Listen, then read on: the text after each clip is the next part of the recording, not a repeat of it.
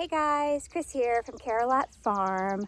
I want to give you a June update on the garden because a few of our plants are nearing the end of their lifespan. A few are just popping up, sort of our summer crops. And I am preparing today to put our very last crop of the season in. Those will be pumpkins. So I want to give you a little tour of the garden because a lot has grown, a lot has changed. We've been harvesting a fair amount and we've got some really exciting plants to show you. One of the most exciting crops we have right now that are really doing fantastic in the garden are the cabbages. You can see we have some really pretty heads here. Here's a great big head that needs to be cut, and we have already had one so far. So cabbage is really happy.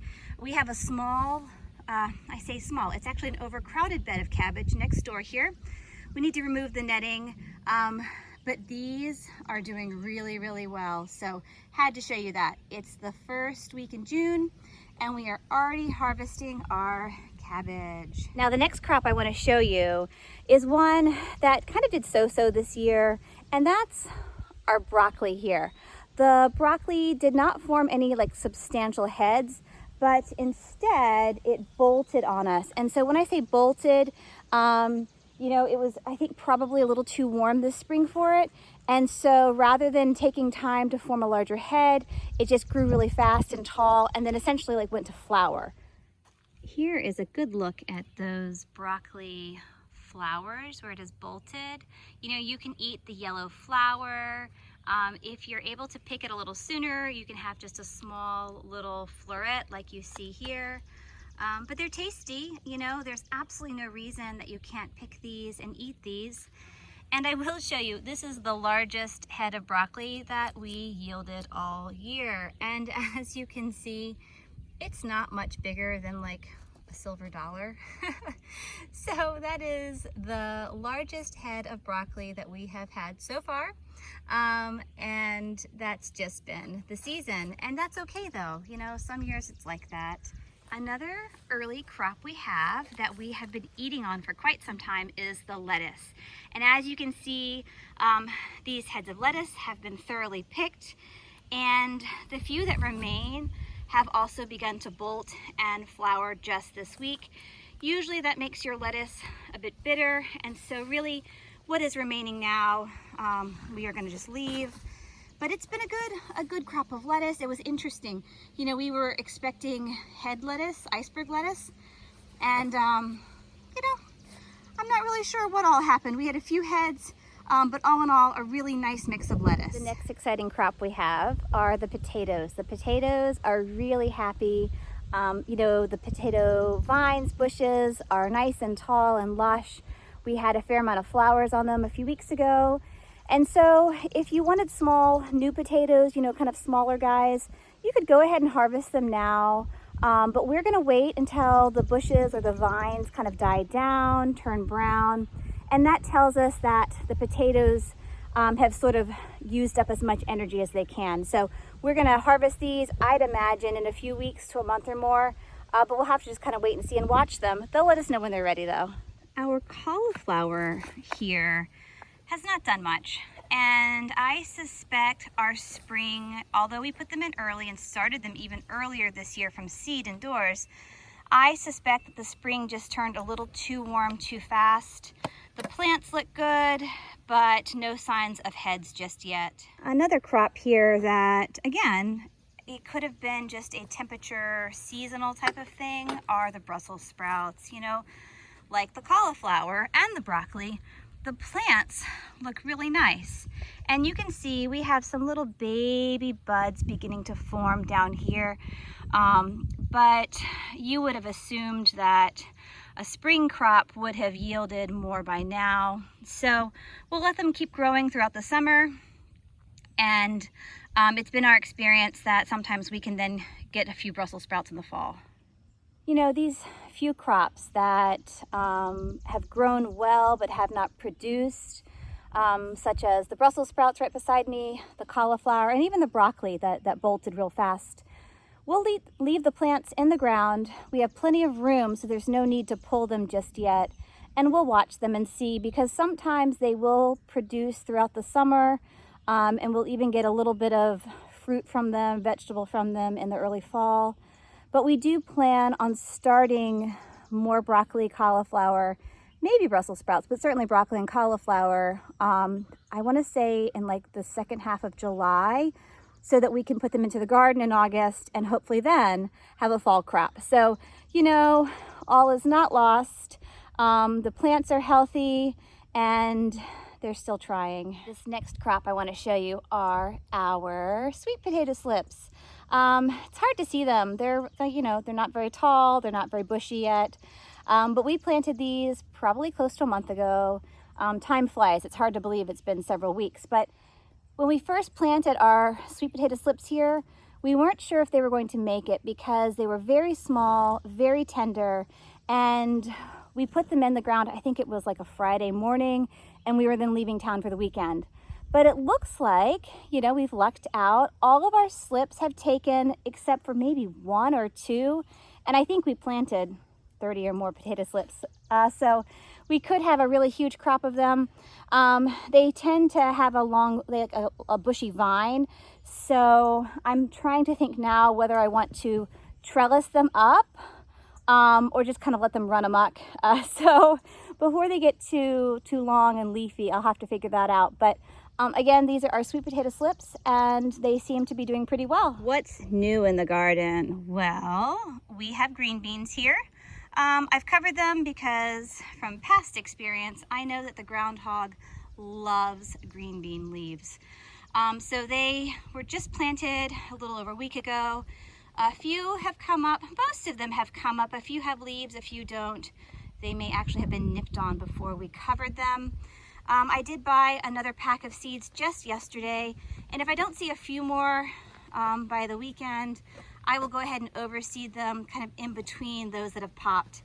I definitely want a thicker stand of beans because they kind of lean on each other and that helps them to stand up. So we don't want them to be too thin and sparse because that will just make it a little harder on those that do make it. Please forgive the weeds. As you might know from some of our other gardening videos, I like to weed after a good rain, and we haven't had one the last week or so. But these are the little dill plants that we transplanted out of the garden from some other part of the garden. And I did break down and I bought one little basil plant. You know, there are some times that you just want some fresh basil. So we're gonna have one plant here, which will probably yield quite a bit. And then over to the left, I have cilantro. I had one plant that I transplanted from a different area in the garden. Over here, the tall plant. And then a lot of the green that you see around it is actually young cilantro just beginning to come up. I did spread some seed that we had saved from previous years. And then our leeks, they're doing pretty well. So yeah, you know, this is the garden here on this side. And we have our sugar snaps. They didn't do fantastic this year. We've gotten a few. You know, I've munched on a few in the garden, and we tossed a few in a stir fry the other day. So not the best crop. And you know, again, it's early June, and the sugar snaps here in Virginia are definitely beginning to dry up. It's just too warm for them. A couple of years ago, a friend of the family gifted us a small, I think it's lemon oregano. It smells really, really good. And it has these really cute purple flowers on it. But it was this small little, you know, pot of oregano. And now this plant is huge. It's got a very, very dense root structure. And so to even try to cut it and split it and share it, it's a bit of a bear. But this is lemon oregano, and someday it might take over the garden. Next up on our garden tour, we have our 30+ tomato plants. We make a lot of salsa here at the farm, and so our preferred plants, tomato plants, are Romas. This plant itself does not look the best, but it has some little tomatoes already forming. And I see, let's see, there's another nice looking plant over here that already has a cluster. So the tomatoes, you know, again, it's early June. We'll be harvesting tomatoes certainly in the next couple of weeks. But we do have over 30 tomato plants. And I have a few little volunteer cherry tomatoes that have come up here. I still would like to dig this one out. I have a few more, but so far, here it sits. If you were like me and your tomato cages after a few years start to kind of fall apart, some of the rings come off, you hate to throw them away because they're still largely useful, but the big gaps make it difficult to really support your tomatoes. And so what I have done is I have taken some baling twine or hay string here, garden twine, and I have strung it around my cage, and I'll show you, I have a few more down here to the left that were also beginning to fall apart. And I have used the string to create those additional supports to help hold the plants up. So yeah, I mean, that's just one more way to kind of extend the life of your tomato cages. Here we have an eggplant. We have about 6 eggplants planted in a row here. You can see that they have lots of little teeny black bugs on them. I've seen some little yellow stripy beetles on them before. The eggplants seem to be very much preferred in the garden, and so I might need to dust these soon. But the plants themselves are doing well, and I believe we might even have the very beginnings of some little blooms, which will soon be fruit here. So I do want to protect them because these plants are trying very hard for us. And then there were the peppers. This is the year of peppers here at Carolat Farm. We have serrano peppers, we have jalapeno peppers, we have red peppers, we have orange peppers, we have green peppers, we have hatch chili peppers. We're very excited about those. We have cayenne peppers, and I'm sure I'm forgetting some. We also have a paprika pepper that someone gave us. So again, it's it's the year of peppers here on the farm. We might have to make some mixed pepper jelly and jams. A lot of them will be destined for salsa. But we do have over 30 peppers, and I'm gonna say 8 or more varieties. So this garden tour and update just keeps going because the garden is just doing so well, and I'm so happy that I can't help myself. I just have to share everything. So beyond the peppers, you know, I'm sitting right here by our row of peppers, but just beyond that we have squash and zucchini. We have a full row of squash, a full row of zucchini. I think there are maybe 10 to 12 plants in each. And then just beyond the squash and zucchini, it's a little hard to see, but we have 2 rows of okra. And the okra are planted right here at the very back of the garden because okra can grow very, very tall. And when I say very tall, I'm gonna bet you these okra plants, by the time they are completely mature, they're gonna be every bit of like 8 to 10 feet tall. Sometimes they're even taller than our deer fencing.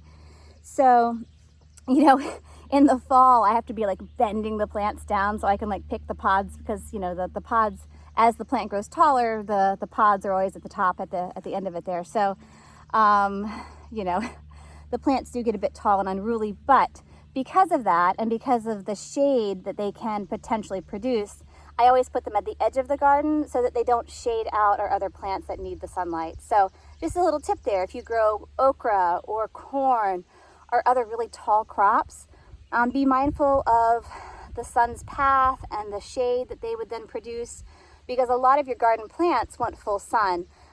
There are some that maybe don't need as much full sun, but you wouldn't want to shade out a crop that really needed it. So just be mindful where you put those tall plants. In true Carolat fashion, right? We have planted the okra we're looking at here now very thickly. And I am waiting for the next good rain. We should have a few days of rain coming our way to then come and thin these plants. So like, you know, we have 4 plants here. I will probably take the 2 out in the middle. You know, the spacing of these 2 here, I'm fine with, but we don't need them to be quite so clumped up. Now, last year, when I came through and I thinned my okra, I had more room in the garden, and so I was able to actually create a whole nother row or 2 I might have to think about what I could do with my extra okra. I just hate for these little seedlings that have popped up to be thrown away. Where there's a will, there's a way. So I'll see if I can't find a place to plant them. We'll see. I'll keep you posted. Another volunteer we have in the garden are our sunflowers. These are sort of the giant varieties. They're going to get to be very tall, but they came up from last year's seeds that had fallen to the ground. I have planted a few more just beyond them to kind of give a fuller row of sunflowers along the fence line. And I'll keep you posted on how they continue to grow, but so far we have several of these really nice volunteers that are coming up. Here's another look at just a few more of these volunteer sunflowers. The one here with the stake, I did have to tie it up because it grew so fast that the roots weren't all that strong yet, and the wind sort of uprooted it down there. And so I've tamped it back down and I've given it a stake, and so I hope now it'll be a little sturdier. But these will get to be very tall. And here we have two little friendly volunteers. I have a sunflower here in the back. My hands, I was just weeding, sorry. A sunflower in the back. And then this is what I believe to be a cherry volunteer tomato. We were gifted cherry tomatoes, oh gosh, I'm gonna say 4 to 5 or more years ago. And we were planting them, I don't even know where, the first year, but every year since, we continued to get volunteers that pop up all over the garden. They survive after multiple tills, and so when I find them, you know, here, there, and everywhere around the garden, I try to dig them up and I transplant them in a more appropriate place. But we have found tomatoes like this little one here all over the place. And I even just earlier this week took about 20 volunteers just like this one to school to share with some former colleagues, because again, you know, where there's a will, there's a way. And these little guys, they make wonderful, wonderful little teeny little like grape cherry tomatoes. I don't even know what you call them. But they're just wonderful plants. And like the okra, if I can save them and transplant them or share them with someone else, I will. You know, it's just so nice to be able to share your plants and your bounty. I almost forgot to show you our cucumbers. I planted these close to 2 weeks ago. It actually took them longer to come up than I was thinking. And there's a bit of an opening here where I don't see any. I might have to transplant a few. Some of them are thickly planted like over in that corner. But we do have quite a few cucumbers beginning to pop up, and we have already put our fence line here that they will be climbing on in place. I like to plant my seeds after I put the plant trellis or fencing up, and that way I can be a little more mindful to have the plants directly underneath that fence that they will soon climb on. But our cucumbers are looking good. We have used, you know, a piece of horse fencing here for them, and the metal fencing works better than plastic because the weight of the vines and the fruit can get to be quite heavy. But these are the cucumbers. They're pickling cucumbers, and we hope to have a lot of pickles to share in the future. I mentioned earlier that I had hopes of planting our what are they, pumpkins? I've been out in the garden for a little while. My brain is turning to mush. But pumpkins are going to go here in this kind of corner of our garden. And as I get ready to plant, I was going to start making my mounds for the seeds. I noticed that the ground was really hard, very compacted. We tilled it a few weeks ago, but it's been rained on since then a couple of times. And this particular region of the garden has not had a lot of additional nutrients added to the soil, so the ground here is really not the best. We'll see, you know, the pumpkins, they're ornamental pumpkins, so if they grow, great. If they don't, it's not the end of the world, but we really consciously chose to not put anything else in this area because we know the soil is not the best. But this is just a part of the garden that we will want to continue to work on.